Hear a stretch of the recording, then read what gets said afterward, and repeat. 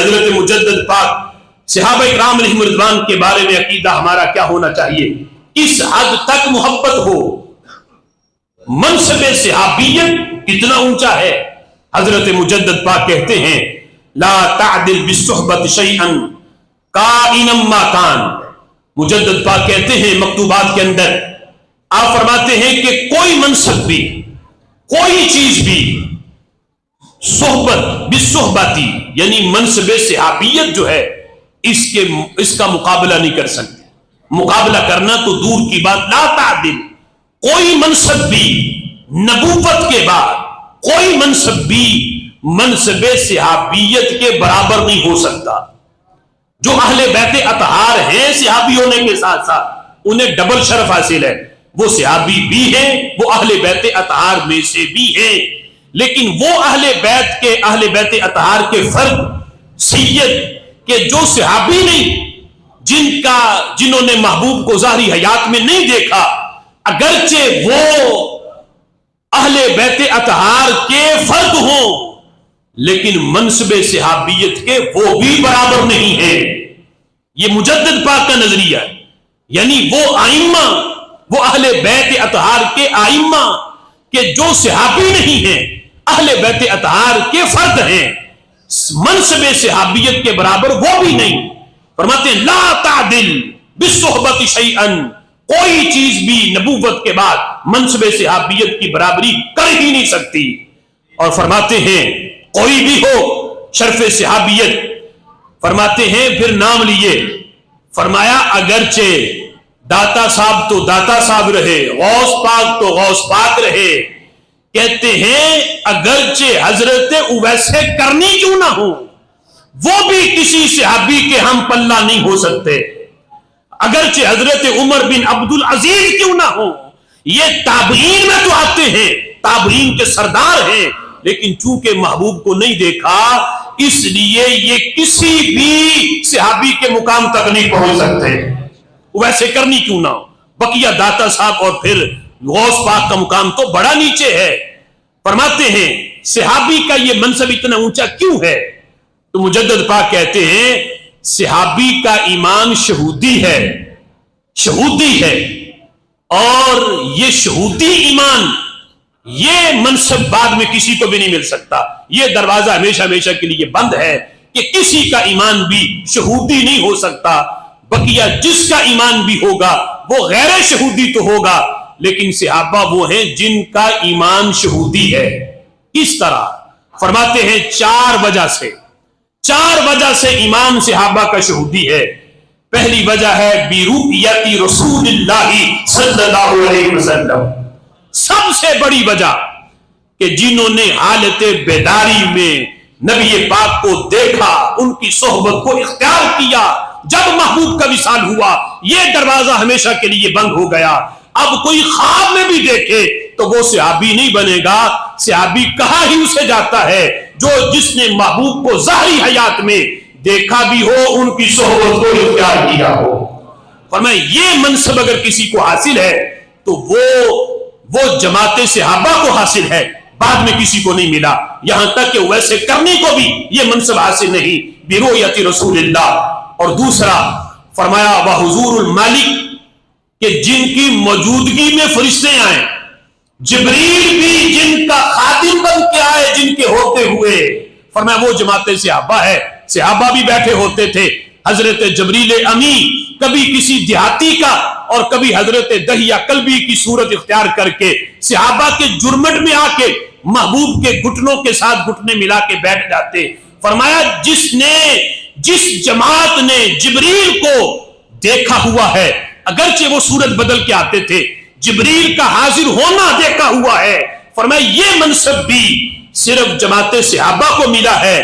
جب محبوب تشریف لے گئے اب جبریل کا آنا بھی بند ہو گیا، اس انداز میں جبریل اب کسی کے پاس نہیں آ سکتے۔ یہ جو منصب حاصل ہے یہ بھی جماعت صحابہ کو ملا ہے، اس وجہ سے بھی صحابہ کا ایمان شہودی ہے۔ تیسری وجہ فرمایا وشہود الوحی، وحی کا آنا، کہ چونکہ اب نبوت کا دروازہ بھی بند ہے، محبوب بھی تشریف لے گئے، اب نہ کسی نبی نے آنا ہے نہ وحی آنی ہے، जमात सहाबा के होते हुए वही आती थी, महबूब सहाबा के जुर्मन में बैठे होते, जिब्रील वही लेके आ जाते। फरमाया ये अंदाज ये भी क़यामत तक के लिए बंद है। ये ईमान जो वही का हाजिर होना हुआ देखा है, ये मनसब भी जमात सहाबा को मिला है।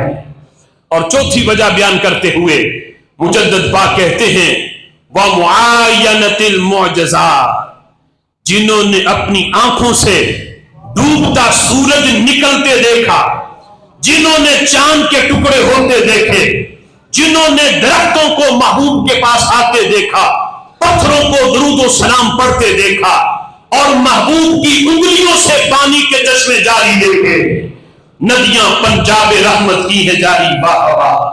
वो मनसब, ये सारी चीजें कि महबूब दरख्त तो आर्डर करे, दरख्त जड़ें उखेड़ के आ जाए, पत्थर जो है वो दुरूद व सलाम पढ़े, जानवरों की बोलियां समझे, ये सारी चीजें हमने सुनी है, सहाबा ने इनका मुशाहदा किया है। फरमाया ये चीजें अब क़यामत तक हम उंगलियों से पानी निकलता सुनेंगे, हदीस में पढ़ेंगे, लेकिन हम में से कोई ये दावा नहीं करेगा कि हमने देखा है, चांद को निकल टुकड़े होते देखा या सूरज को पलटते देखा। नहीं, फरमाया ये सारी चीजें जिनके सामने हुई हैं उन्हें जमात सहाबा कहा जाता है।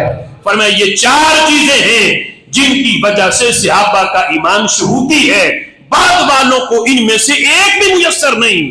आज वो कैसा जाहिल, वो मुरीद है कि जो अपने पीर को किसी सहाबी पे तरजीह दे, कहे मेरा पीर तो सैयद है और इसका मुकाम और मर्तबा माज़अल्लाह किसी सहाबी से बड़ा है।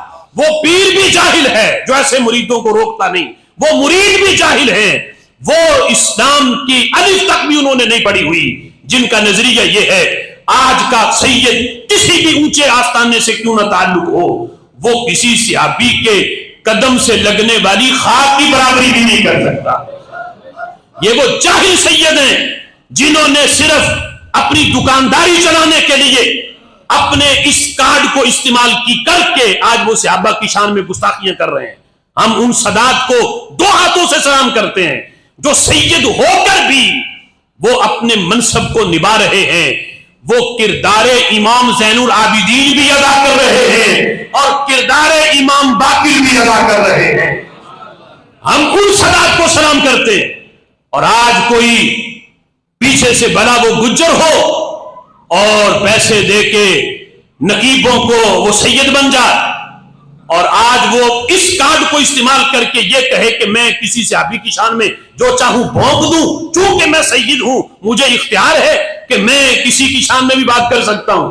ऐसे जाहिल पीर को भी सोचना चाहिए और उसके जाहिल मुरीदों को भी सोचना चाहिए, कितना बड़ा सैयद क्यों ना हो, वो किसी सहाबी के कदम से लगने वाली खाक तक भी नहीं पहुंच सकता जो मनसबे सहाबियत का मुकाम है।